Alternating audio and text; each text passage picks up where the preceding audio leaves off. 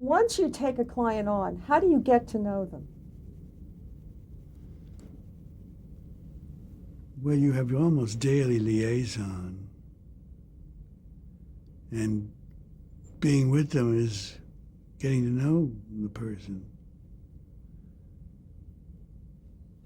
Did they trust you enough, your clients, to tell Some you did. their secrets? Some did, some didn't. And did you keep the secrets? Yes, definitely. There weren't that many.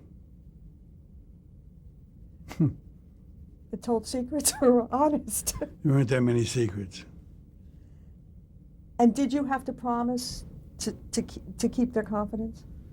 Well, yes. Celebrities usually come with a lot of handlers.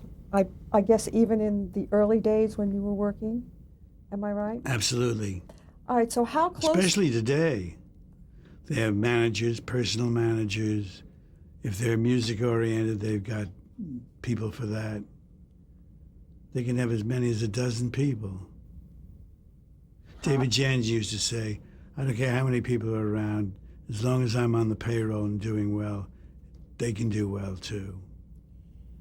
And was there any challenge to work with all those people? Some of them were difficult.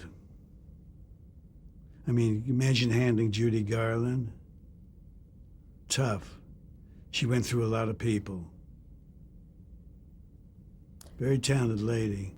How did you work with the managers, agents, etc., when they were giving you a hard time because your job was to get publicity and their job was to stop You you? did the best you could. And if you had the respect and friendship of the client, you were all right. Okay, let's go on to a press release. What are the elements of a press release, and at what time? Tell it in the lead story. But what does that mean? Does that mean In the other first words, sentence? the first sentence, exactly, the first paragraph. Give it the whole gist of the thing in the first paragraph.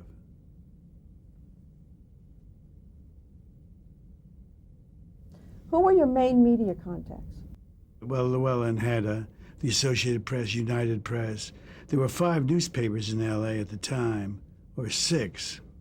And to cover them all, you'd have to take an entire day to go downtown. Nowadays, they won't even let you in the city room.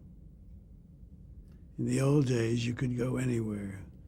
And so you didn't do it by telephone. You did it personally. Personally. And all the good contacts are gone because of the fax machine. You don't get to know anybody. They say, send me a fax. And you do. In the old days, you'd show up at the city desk of a newspaper or a Daily Variety or Hollywood Reporter, and they knew it was an important thing for you because you were there.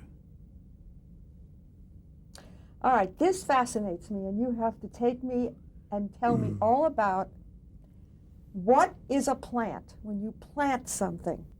The word plant means you put it in the paper. You planted a story. All right, then let's take the next one, which also, what about a blind item? A blind item is about somebody in a scandalous way whose name is not used. You have to guess who it is. And it's a very dangerous thing to do. Very dangerous. Because I can say that somebody is pregnant, but not without mentioning who she is. And that's a blind item. Everybody would usually guess the wrong one. Because the morals were different in those days. The pregnancy put Ingrid Bergman completely out of the business. Did you use the blind items? I never dealt with blind items. But you did plant a lot. Once in a while, I would plant one to curry favor, but nothing really salacious or bad. And in those days, was it easy to get placement as opposed to today? Yes, easier. There are no columns anymore. There are very few columns.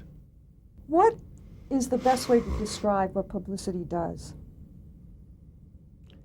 I guess we make big things out of little things.